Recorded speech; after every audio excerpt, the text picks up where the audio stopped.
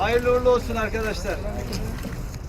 Şaradariya Bajarê Mezin ya Diyarbekirê bi lêçûneke milyon û heştî û pênc hezar lîreyê li navçeya navendiya Peyasa Diyarbekirê bazara berhemên xwemalî û organîk vekir. Li vê bazarê bi sedan cureyên berhemên xwemalî û organîk dê bêriya înternetê jî bêne firotin. Serokê Rêveberiya Jûrên Cûtkariya Bajêr Mehmet Cevat Delîl got dê cûtkar bikaribin bi seya vê bazarê berhemên xwe yên bêderman û bi tendurust bigihînin welatiyan. Privê kooperatifin tabii bajarê Diyarbakır ew Büyükşehir Belediyesi û destegan wan li kooperatifa vekirine tabii kooperatif jî dixwazin kîvira ji hem ji millet re hem ji cûtkariya re xizmet bibe. Zaten tê were tişta bikire war dibêjin divê wextê ne organîk be tê gerî bide.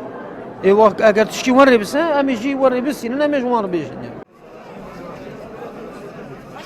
Parêzgerê Diyarbekirê Münir Qaralorojê beşdarê rewrusma vekirina bazarê bû û got Diyarbekir bajarê bereketê ye û berhemên ku bi keda welatiyan tên berhem anîn êdî dê bigihin bazara Tirkiye û cîhanê jî. Cotkar û dikandarên ku dest bi firotina berhemên organîk kirine jî dibêjin, berê wan di nava bajêr de li cihên cuda berhemên xwe difirotin. Lêbelê êdî dê hemû li vê bazarê bi hev re bin û dê welatê bizanin çi ji ku derê bikirin. Dewda ma divraziyene hemen hemen zavece. Ma virazene hani uta şehir roşen işte. Pero ürünü ma davice ma virazene pero yani pero vay ma şima pero ma xob virazene hani roşene.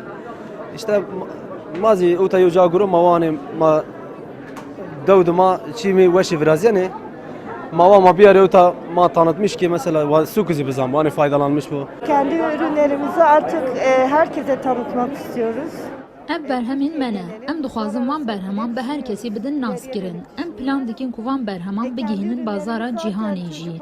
Tamên xwemalî tên jî bîrkirin. Lê em hêvî dikin bi vê pêngavê dê welatî dîsa wan tamên berê tam bikin. Birçîtiyekî ji bo tiştê tabiî heye.